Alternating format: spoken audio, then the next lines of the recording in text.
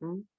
Que te puedas sentir cómodo, que puedas sentirte, bueno, cómodo para dar la palabra. ¿M? Que el Señor te bendiga. Buenas tardes a todas. No puedo decir feliz Día del Padre, porque me parece que esta es una reunión de damas, por lo que puedo ver en los nombres que veo escritos. Pero un gusto compartir con ustedes en este momento y después de tanto tiempo, porque la Iglesia Jesucristo Roca Eterna es para nosotros, para Claudia, para mí, ocasión de muchos recuerdos lindos de haber estado hace muchos años, siendo bastante más jóvenes, trabajando, sirviendo con los jóvenes y también predicando muchas veces. Como hace tanto tiempo que no tengo oportunidad de compartir la palabra con ustedes, se me ocurrió preparar un mensaje, aprovechar esta ocasión, predicar acerca de 42 capítulos. Sí, o de 42 capítulos vamos a predicar. Pero no se preocupen, porque no voy a leer los 42 capítulos, les voy a contar un resumen. Se trata de una porción de la Biblia que cuando era joven me parecía muy aburrida. Y la razón por la que me parecía tan aburrida era porque era demasiado joven. Y es un libro que empieza diciendo así.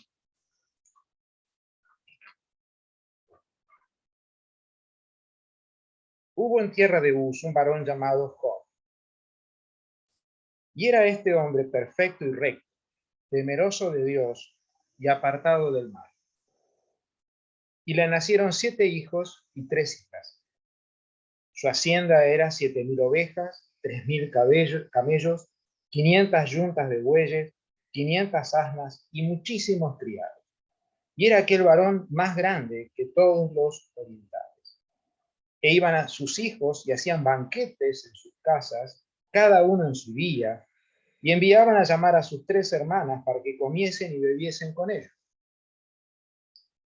Y acontecía que, habiendo pasado en turno los días del convite, Job enviaba y los santificaba, y se levantaba de mañana y ofrecía holocaustos conforme al número de todos ellos.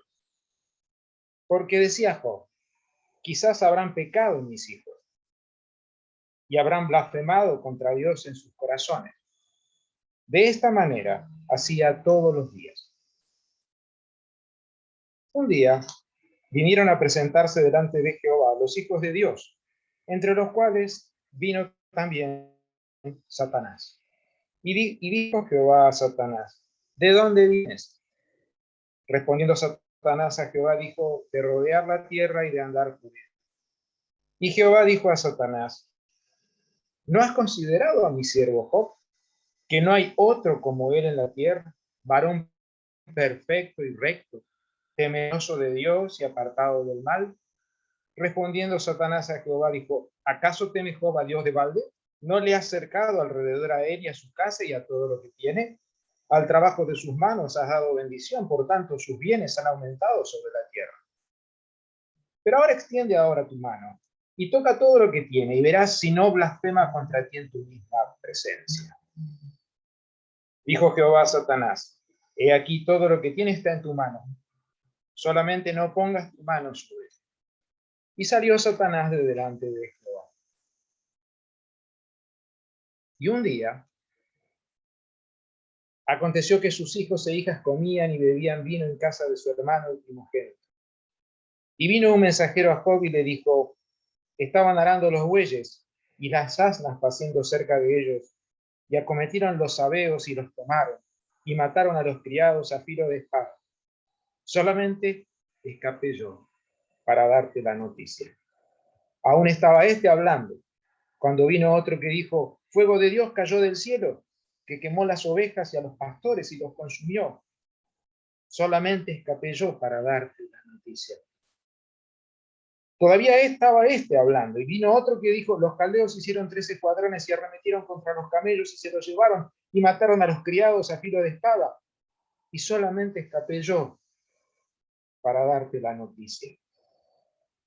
Entre tanto que hablaba, vino otro que dijo, tus hijos y tus hijas estaban comiendo y bebiendo vino en casa de su hermano el primogénito, y un gran viento vino del lado del desierto y azotó las 4 esquinas de la casa, la cual cayó sobre los jóvenes y murieron.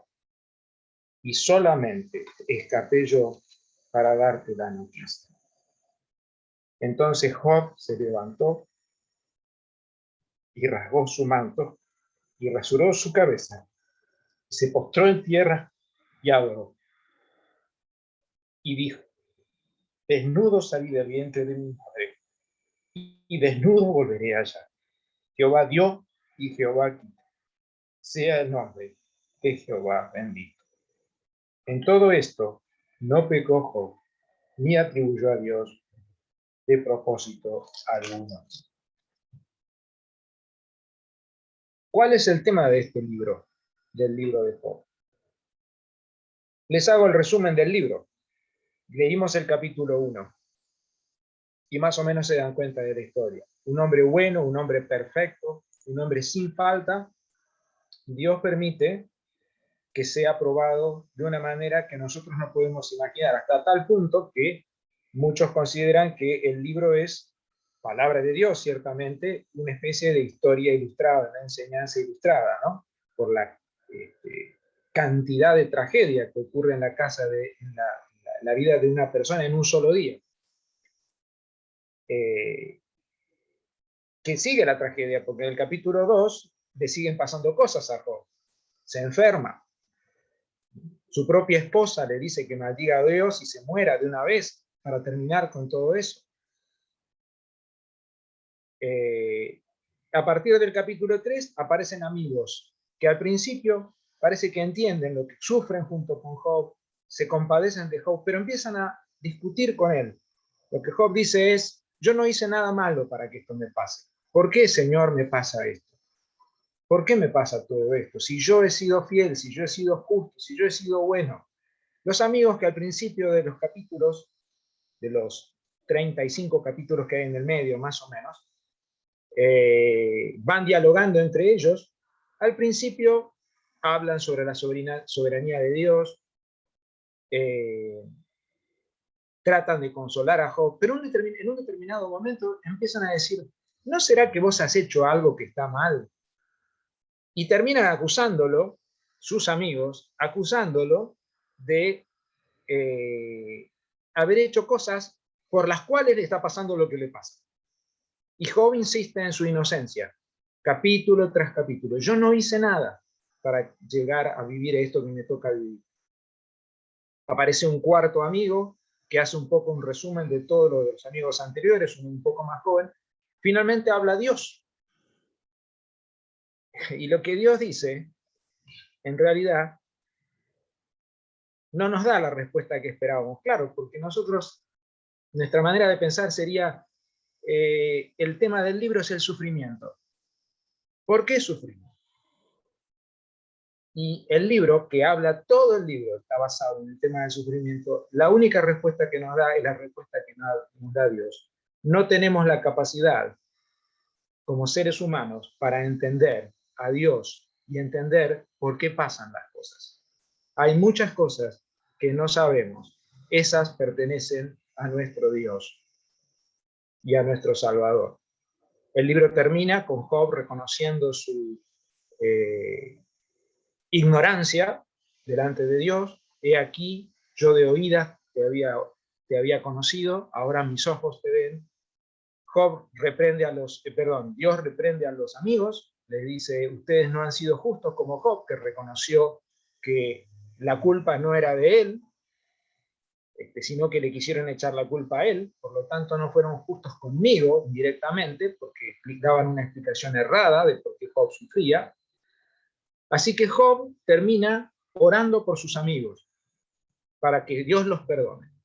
Y ahí, en este final feliz, Dios restaura a Job a una mejor condición que la que tenía. Ese es el resumen del libro. Pero hay algunas cosas, especialmente del estudiar este libro y analizarlo nos llevaría mucho tiempo.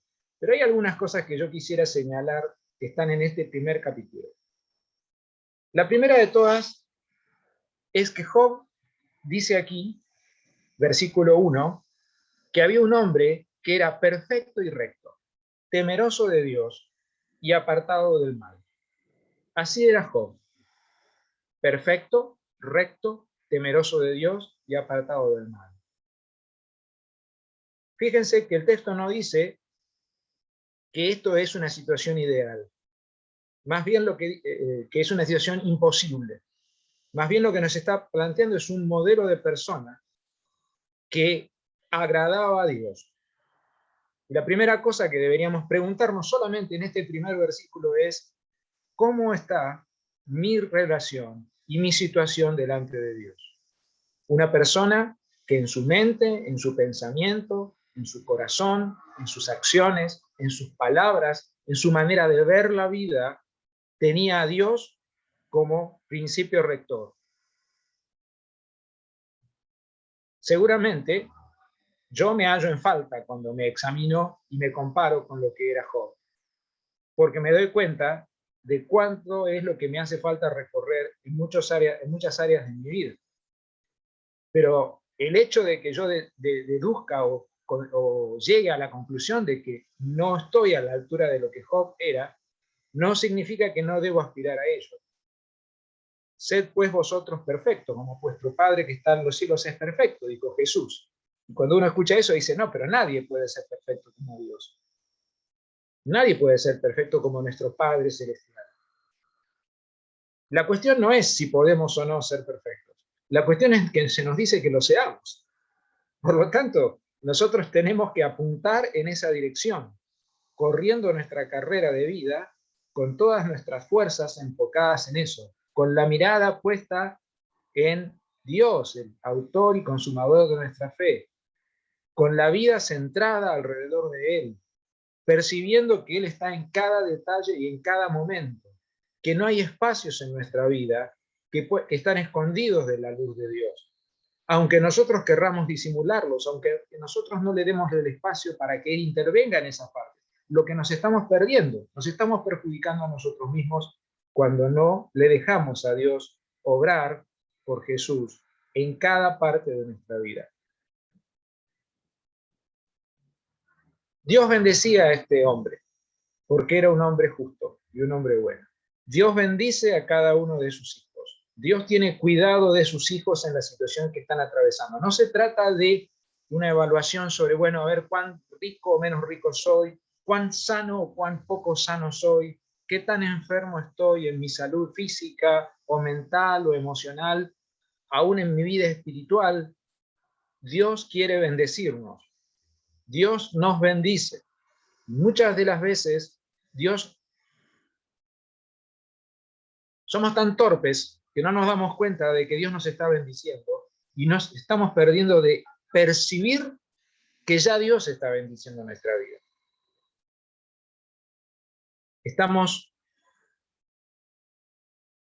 Miren, en mi opinión, y es solo mi opinión, el gran pecado del ser humano es el egoísmo. Desde Génesis capítulo 1, el pecado del ser humano es el egoísmo. Querer hacer lo que nosotros queremos. A veces encontramos hasta maneras de justificar nuestra acción como una buena acción, nuestro pensamiento como un buen pensamiento. Y quizás esté bien lo que decimos, pero la motivación está mal. Hacemos las cosas, pensamos porque es lo que queremos, no porque es lo bueno o porque es lo que Dios quiere. Y lo escondemos y lo disfrazamos de cosa buena que es para Dios o que es por Dios. Lo mismo pasa con no dejarle a Dios actuar en aquellas partes de nuestra vida, creer ingenuamente que podemos escondernos o disimular algo de nuestra vida que Dios puede ver. Es como el niño que trata de esconderse de una mala acción que hizo delante de su padre, que por supuesto se da cuenta de que lo está engañando. Y así actuamos a veces nosotros. Y nos justificamos, y lo peor de todo es que muchas veces nos engañamos a nosotros mismos a través de las supuestas buenas acciones que queremos hacer. Delante de Dios no hay forma, no hay manera de esconderse. Nuestra motivación, nuestra manera de vivir, la expresión de todo lo que hacemos, tiene que estar basado en el hecho de que amamos a Dios en Jesús y que Él nos conoce y Él sabe qué es lo mejor para nosotros. Pero aunque Job era perfecto, o aun si uno pudiera ser perfecto, eso no es una garantía, definitivamente no lo es, de que no va a haber problemas en nuestra vida, que no va a haber sufrimiento y que no va a haber dolor. Y aquí es un punto con el cual creo yo que los evangélicos luchamos mucho. El tema del sufrimiento, como el mismo Job. Realmente el libro parece escrito para nosotros. Sabemos que la gente sufre, sabemos que podemos sufrir, pero cuando nos toca sufrir a nosotros, o cuando nos pasa algo que nos destruye, lo primero que tenemos a preguntar, ¿pero por qué a mí? ¿Por qué a mí? Pero si yo era bueno, si yo estaba tratando de servir al Señor, si yo tenía proyectos, yo tenía planes, tenía sueños de lo que iba a hacer para Él, ¿por qué justo ahora me viene a pasar esto? Yo dije hace un rato que a mí no me gustaba este libro, no lo entendía, me aburría este libro cuando era muy joven, porque no había tal vez sufrido lo suficiente, aún siendo hijo de Dios y creyente, ¿no? Pero cuando llegó el momento de las pruebas más oscuras, por ejemplo, cuando básicamente me tocó enviudar siendo joven, ese versículo que dice, desnudo salí del vientre de mi madre, desnudo volveré allí, fue un versículo fuerte para mí, fue un versículo que me sostuvo, fue un versículo que me consoló, porque me hizo pensar en que en el medio del sufrimiento y del llanto y del dolor, Dios estaba. Quizás yo no lo podía escuchar bien, pero silenciosamente Dios estaba allí. Y además me estaba sosteniendo, me estaba sosteniendo. De hecho, tenía hermanos en mi congregación, recuerdo haber estado en una clase, en la escuela dominical, estaba en una clase, estábamos hablando del tema del sufrimiento, y una hermana de la congregación, del grupo, me encaró a mí y me dijo, ¿por qué vos no estás enojado con Dios? ¿Por qué no estás enojado con Dios después de lo que te ha pasado? Mirá lo que te hizo, eso es lo que me estaba diciendo, mirá lo que Dios te hizo, ¿no? ¿Por qué a mí? ¿Por qué a mí? Y la respuesta o la contrapregunta es, ¿y por qué no a mí? Si yo soy un ser humano como todos los demás. El hecho de estar bajo la protección de Dios no me garantiza la desaparición del sufrimiento, del dolor, o de que todo va a andar bien, de que todo va a ser rosa.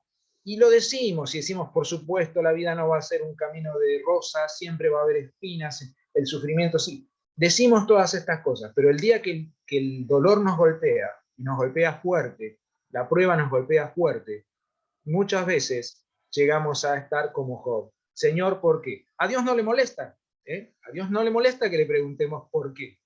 No le molesta que le preguntemos por qué. Es más, Dios quiere compartir, quiere apoyarnos en nuestros sufrimientos. Quiere que seamos honestos. Job se quejaba con Dios. Job le decía a Dios, ¿por qué?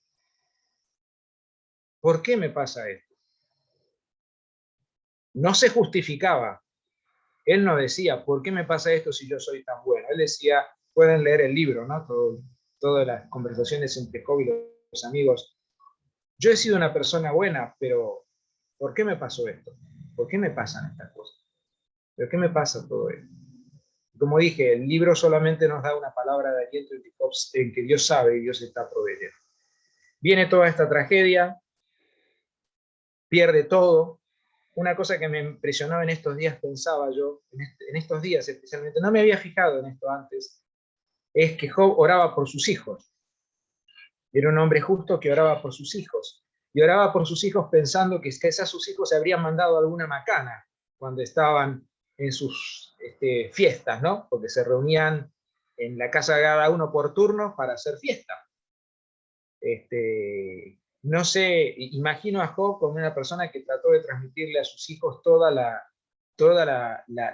su experiencia de vida, llegando al punto de, quizá mis hijos, eso lo dice el versículo 5, quizá habrán pecado mis hijos y habrán blasfemado contra Dios en sus corazones. Y hacía esto todos los días, ¿no? Como nosotros padres, aquellos que somos padres, que oramos por nuestros hijos todos los días, y pedimos que el Señor los guarde y que los encamine, que los lleve de la mano. Pero aún así, no quiero entrar en el tema sobre discutir cómo es este tema de Satanás y lo que Dios hace. Aquí doy mi opinión y acepto que es una opinión como la de cualquier otro creyente que ha tenido sus propias luchas en cuanto al dolor y al sufrimiento, y es que Dios es soberano y Dios sabe, y como es soberano, Dios está permitiendo que esto ocurra. Pero Él sabe las razones y yo no. Y no se trata de saberlas o no saberlas, sino de tener la capacidad. Yo no tengo la capacidad de entender por qué Dios hace lo que hace muchas veces. No, la pregunta ¿por qué? No tiene una respuesta que el ser humano pueda entender. Más allá de Dios lo sabe, Dios sabe. Y yo confío en Dios, y yo creo en Dios, y yo me apoyo en el Señor. Y como sé que Él sabe, puedo caminar tranquilo y en paz. Cuando era un niño, a mí me gustaba que mi papá me llevara de la mano, era lindo tomado de la mano de mi papá, me cuidaba, si yo me tropezaba, me caía, me levantaba, se fijaba que no me viera qué me había pasado con las rodillas, ¿no? Cuando somos niños y vemos haciendo lío por ahí, de pronto tienen un accidente, ¿qué hacen? Piden brazos. Bueno, qué bueno que saber que tenemos un Padre Celestial que nos puede llevar de la mano cuando nuestros padres aquí ya no están. Yo puedo sentir que un padre me toma de la mano y me lleva. Yo no tengo ninguno de mis dos papás ya conmigo, ni mi papá ni mi mamá. Y en medio de todo eso, Job, y volviendo a Job, tiene una tragedia atrás de otra.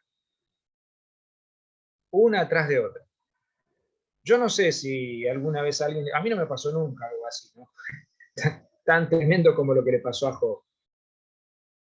Fue tragedias por etapas, digamos, ¿no? Como gracias al Señor para poder sobrellevar las desgracias de la vida. Hubo momentos muy trágicos, lo que mencioné sobre enviudar fue uno, cuando mi padre partió también fue otro, me afectó mucho, porque toda la situación, no solamente por su partida, sino por toda la situación familiar, que se convirtió en una pesadilla que ha durado años ya, y gracias a Dios, así como hay un sufrimiento, Dios sabe en qué momento puede terminarlo, ¿no?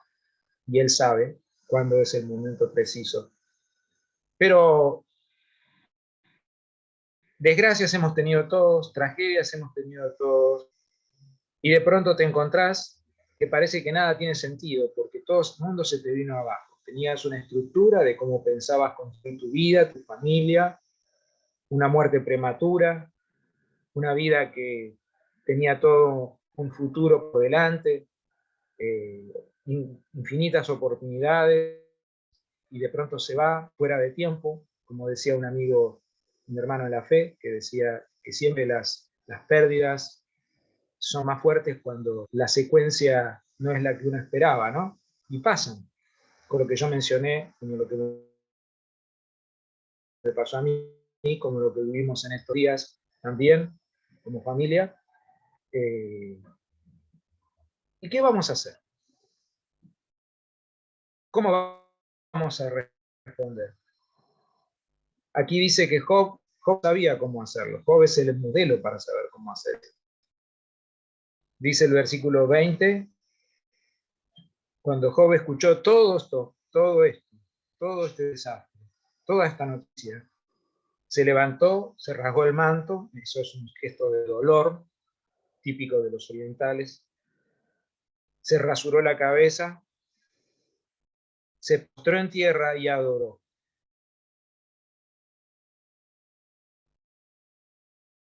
No sería lo que haríamos nosotros, ¿no? Se puso a preguntarle a Dios, qué desgracia, qué tragedia, ¿por qué a mí? ¿Por qué me pasa esto? ¿Por qué nos pasa esto? ¿Justo ahora qué? Y entonces que yo pensaba, y yo ya tenía... No, no lo hizo. Adoró a Dios. Y en la oración que dijo, reconoció unas cuantas verdades. Casi es una oración de versículo 21. Desnudo salí del vientre de mi madre. Yo no tenía nada. Yo no era nada. La bendición de tener no la obtuve yo. No tengo méritos. Desnudo salí del vientre de mi madre. Y todo lo que podría haber vivido aquí se va a quedar aquí. Desnudo volveré allá. Jehová dio, Jehová quitó, o si quieren, permitió que pasaran cosas, pero yo voy a seguir igual, bendiciendo el nombre de Dios. Y el último versículo, me gusta mucho la versión Reina Valera que estoy leyendo, porque dice algo muy interesante. Dice que en todo esto Job no pecó. Primero que Job no pecó,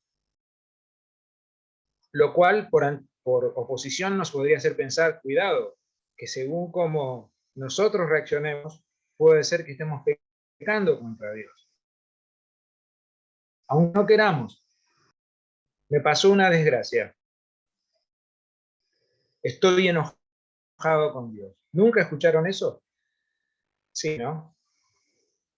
¿Cómo es eso de estar enojado con Dios? ¿Cómo puede ser que como creyente yo esté enojado con Dios? Miren, se los digo desde una perspectiva, o sea, yo no lo entiendo, por ahí otro lo entiende. Era el cuestionamiento que esta hermana me decía, ¿cómo puede ser que vos, con todo lo que te pasó, no estés enojado con Dios?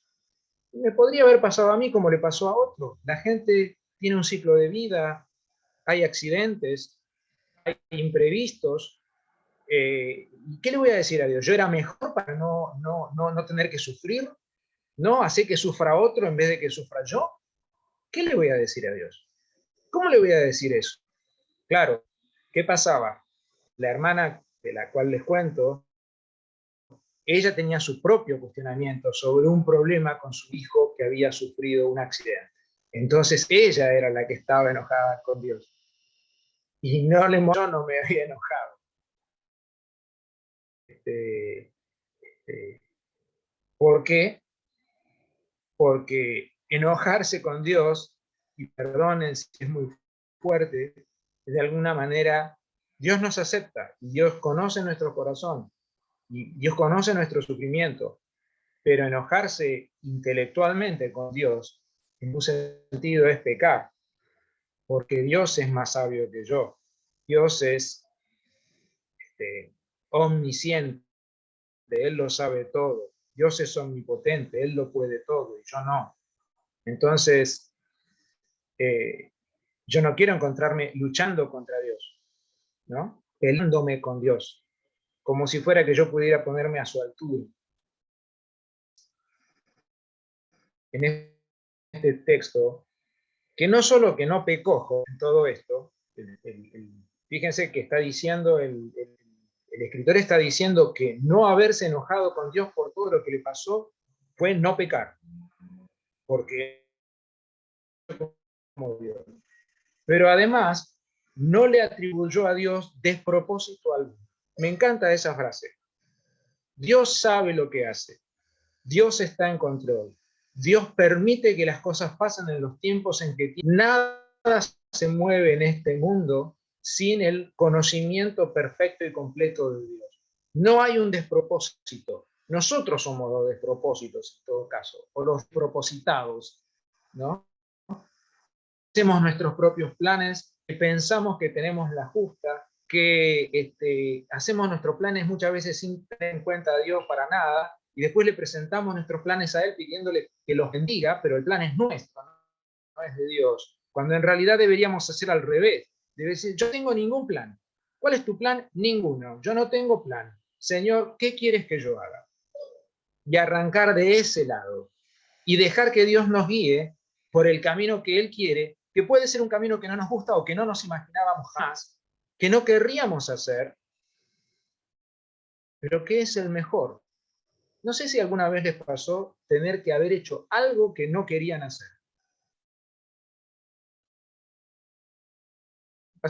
Hace muchos años estábamos en nuestra iglesia y una iglesia hermana nos pidió ayuda.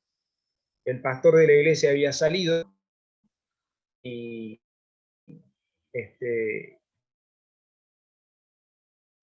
estaban sin pastor. Y le pidieron a nuestra iglesia ayuda. Yo estaba entre los diáconos de la iglesia estaba, los pastores y los diáconos estaban viendo qué hacer. Entonces decidieron que íbamos a mandar a un grupo de hermanos a pastorear esa iglesia provisoriamente, mientras veíamos el tema de buscar un pastor, un equipo de pastores, ya veríamos. Y alguien tenía que ir. Y nadie se ofrecía. Y yo no quería ir. Pero nadie se ofrece. Y de pronto, en mi corazón, era, vos tenés que ir. Vos sos uno de los que tienen que ir. Sí, Señor, pero yo no quiero. Yo tengo otros planes. Aquí estoy sirviendo en mi iglesia. Estoy acá bien. Tenés que ir.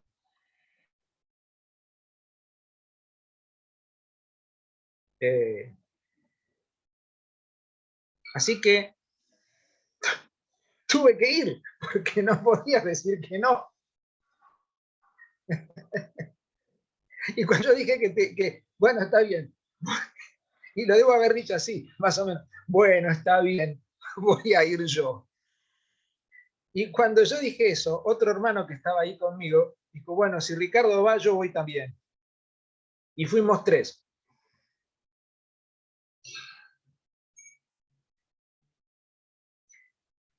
Y permítanme que les diga, para aquellos que dudan sobre si servir al Señor vale o no la pena. 3 años estuvimos allí, en esa iglesia, estos hermanos. Y no cambiaría esos 3 años por nada.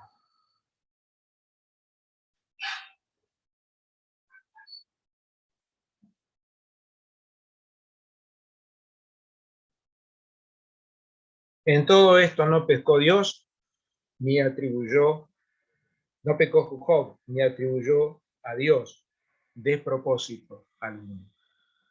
Dios tiene un propósito para cada uno. Y aún en medio de la tragedia más terrible,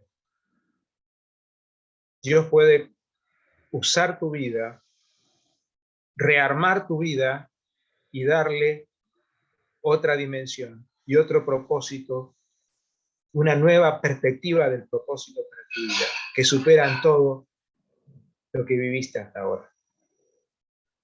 Que Dios nos bendiga.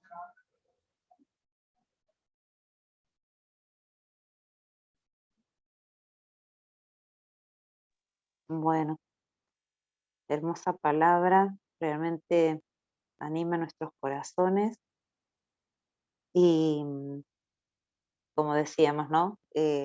A pesar de, ¿no? Nosotros tenemos que seguir confiando en el Señor, afirmándonos en Él y y decir como Job, ¿no? Quizás, no quizás, en cada situación que nos toca, sabemos que nos ayuda a acercarnos más a Dios y a conocerle de otra manera, ¿no? Más profunda. Como Job decía, de oídas te había oído, mas ahora mis ojos te ven, ¿no? Y eso es lo que el Señor nos permite en cada prueba, en cada circunstancia que nos toca vivir, que podamos conocerle, que podamos verle, ¿no? Que realmente podemos verle más de cerca. ¿M? Así que le damos gracias al Señor por esta palabra, ¿m? Eh, que Ricardo pudo compartir, que el Señor le ha dado para compartir con nosotros. ¿M? Y vamos a orar, ¿sí? Ricardo, no sé si vos querías hacer una oración final o querés que la haga yo, como vos quieras. ¿M? Me parece bien que la hagas vos, Ruth. Bueno, bueno, bueno, vamos a terminar orando y después ya se sacan sus pantallas, y después, y abran los micrófonos y saludan, así que vamos a terminar orando, ¿sí?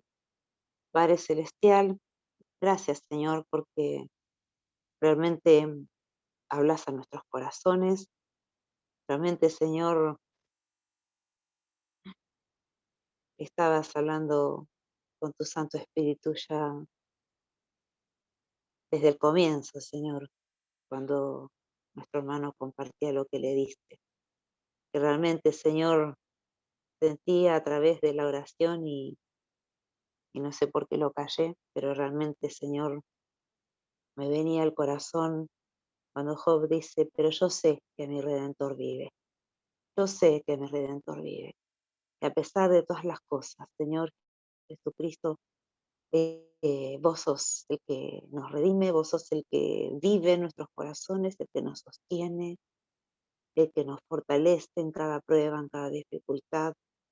Gracias, gracias porque a través tuyo, Señor, y todo el poder que se manifiesta con tu presencia, con tu solo nombre, Señor, ese nombre que te ha dado el Padre, un nombre por sobre todo nombre, dice, donde toda rodilla se doblará. Es ese nombre que poderoso, Señor, que todas las cosas se sujetan y se manifiestan allí. Por eso, Padre, te damos gracias, Señor, por alentar nuestros corazones, que a pesar de cada prueba, de cada cosa que nos toca vivir, Señor, pero realmente vos estás con nosotros y como decía Ricardo, a veces no nos damos cuenta, pero vos estás sosteniéndonos. Tu presencia se mueve en medio de nuestras vidas, se mueve en nuestro hábitat, en nuestro hogar, Señor, y podemos sentirte que vos estás con nosotros.